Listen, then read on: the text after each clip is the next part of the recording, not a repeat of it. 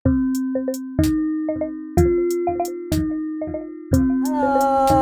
Hai, malam. Saya Elsa dari Yasores dari Flores Timur. Boleh kakak perkenalkan diri? ya, nama saya Apriliska, boleh disapa Ika. Kak. Saya dari Barisan Pemuda Adat Nusantara, Pemuda Adat Honitetu, Pulau Sera, Maluku. Oh, dari Maluku. Iya, Kakak dari pemuda adat ya di sana. Kira-kira isu yang diangkat di tempatnya kakak itu apa? ya, kalau di komunitas sendiri, kita memang fokusnya untuk uh, pendidikan adat, kita bangun sekolah adat, kemudian juga kedaulatan pangan, dan tentunya itu adalah gerakan pulang kampung programnya BPAN.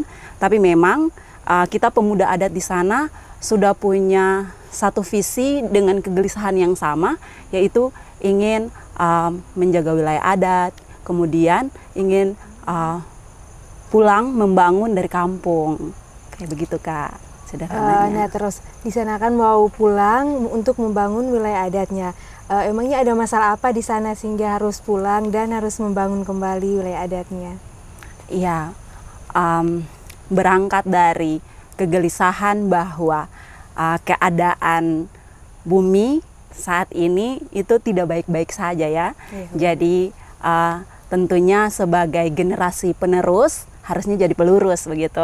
Itu artinya kita sebagai anak muda yang punya pengetahuan tentunya tidak bisa merasa bahwa kita sudah lebih bisa. Ada sebenarnya pengetahuan dari para leluhur kita yang perlu untuk kita lestarikan itu. Tidak hanya kita menjaga saja, tapi kita bisa menjadikan itu sebagai kekuatan kita. Anak muda harus ambil posisi itu. Makanya sebenarnya ada banyak permasalahan di sana.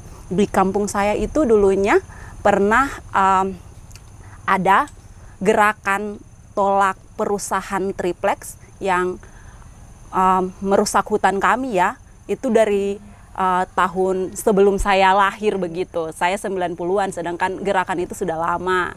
Dan baru saja di tahun 2005 perjuangan para orang tua kami itu mendapatkan udara segar, sehingga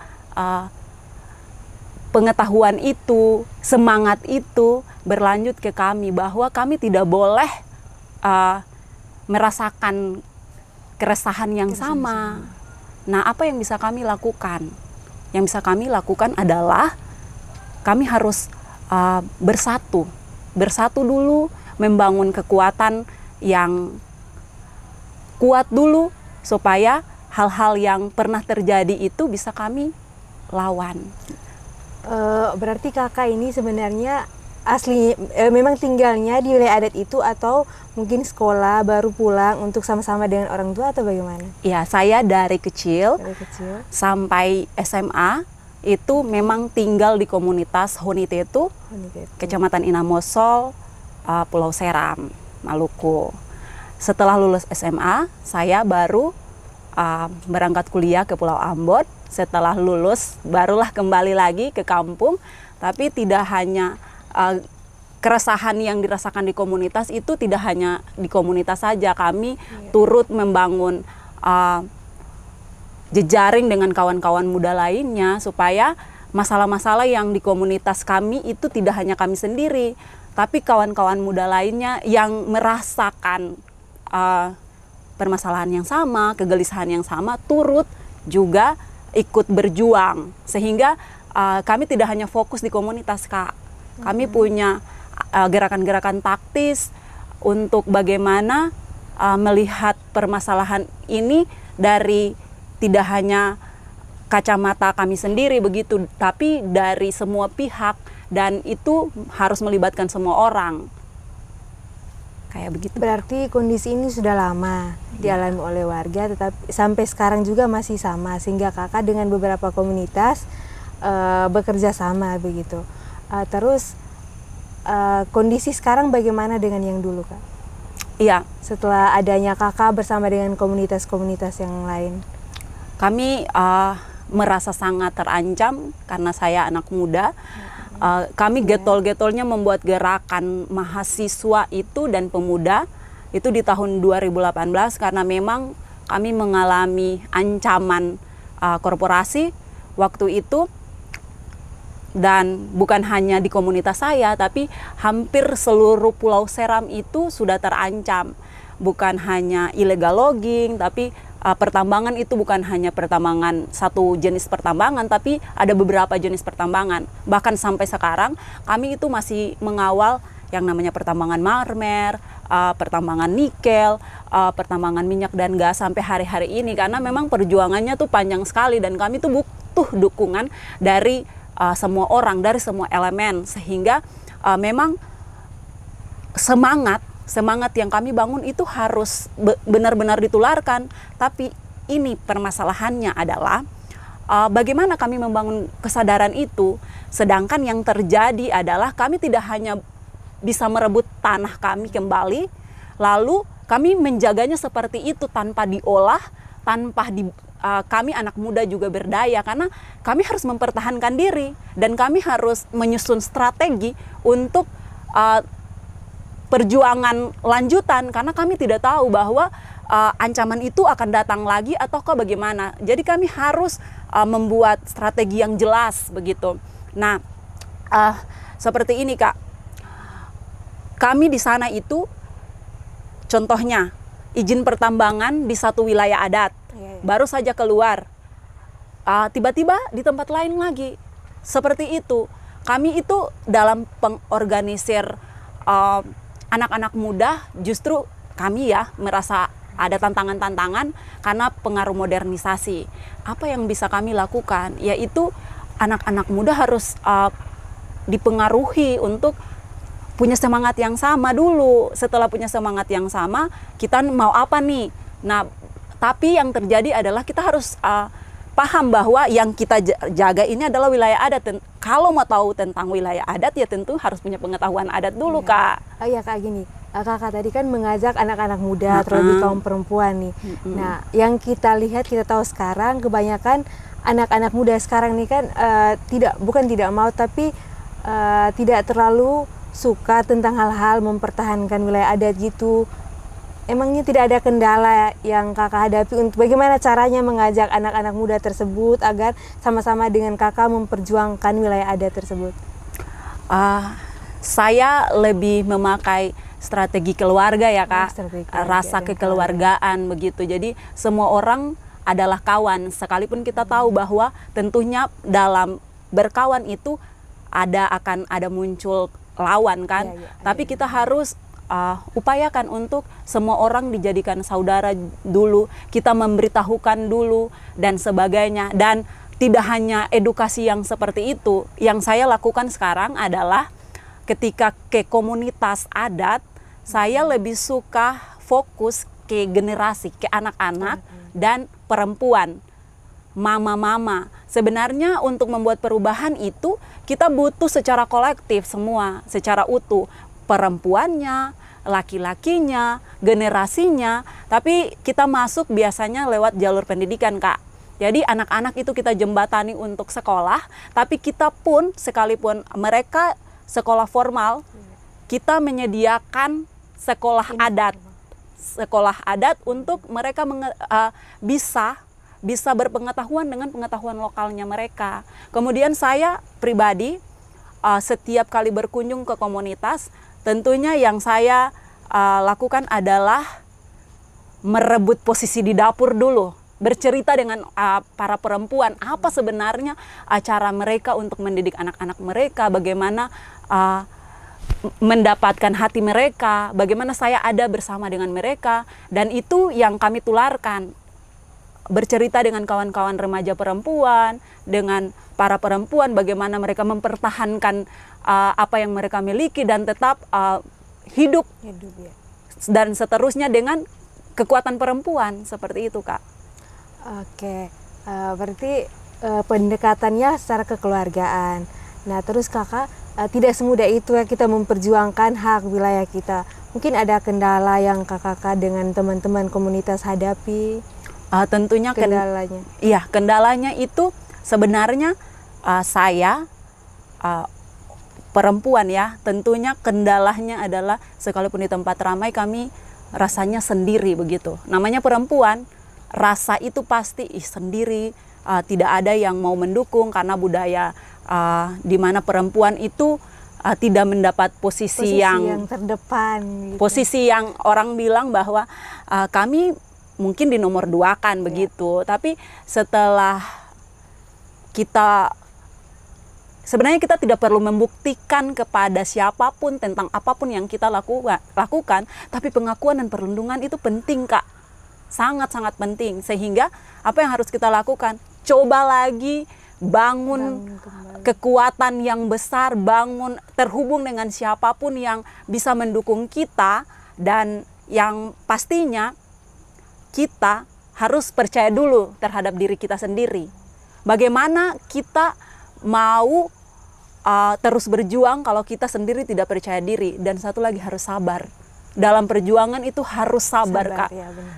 Saya sebenarnya kalau mau berhenti dari berjuang ini, saya sudah lama berhenti karena saya adalah korban di mana ketika tolak perusahaan saya mengalami kekerasan fisik. Perempuan mengalami kekerasan mental saja atau kekerasan psikis saja itu sudah benar-benar membuat kita merasa lemah. Itu seperti manusiawi ya. Tapi bagi saya, kekerasan yang saya dapatkan selama ini itu bahkan membuat semangat saya semakin berapi-api dan apinya semakin besar. Bahkan kalau misalnya yang kawan-kawan lain rasakan, saya sering ditangkap polisi, bahkan menjadi pernah ditangkap polisi, pernah di Polres di Kota Ambon sendiri, provinsi, bahkan di kabupaten, di tempat-tempat yang hanya untuk mempertahankan wilayah. Benar sekali. Tapi itu hanya cerita-cerita yang banyak perempuan hebat alami itu. Tapi itu sebenarnya kan tantangan bahwa kita perempuan berjuang tapi tidak diberi ruang. Bagaimana perempuan berjuang tapi tidak diberi ruang? Ya tentu saja kita tuh merasa bahwa sebenarnya posisi perempuan itu di mana sih? Tapi yang namanya satu kesatuan, kita butuh kesetaraan, kita butuh yang namanya adil, kita butuh yang namanya sebenarnya kita butuh ruang. Itu saja. Iya, Kak, tadi kan Kakak minta maaf tapi ada kekerasan gitu pada saat merebut wilayah itu. Nah, ada beberapa teman-teman kan ikut. Apakah mereka dengan kekerasan tersebut yang didapatkan oleh Kakak, apakah teman-teman perempuan yang lain, namanya perempuan kan lemah, takut nih, apa mereka masih tetap berjuang bersama dengan Kakak atau memang mereka stop? Saya bersyukur karena memang teman-teman perempuan tetap mensupport. Karena masih tetap support, masih tetap ikut. Karena kebetulan itu adalah adik-adik saya sendiri, karena memang kami yang muda-muda, para orang tua kami juga mendukung, dan itu sebenarnya adalah kekuatan karena keluarga sudah memberikan kepercayaan. Kalau saja keluarga tidak memberikan kepercayaan, tentunya tantangan dari dalam keluarga juga akan membuat kita merasa tidak ada apa-apanya begitu. Tapi itulah. Tapi bukan berarti kepercayaan dari keluarga itu didapat dengan sangat mudah. Kita perlu membangun kesepahaman dulu dengan para orang tua kita.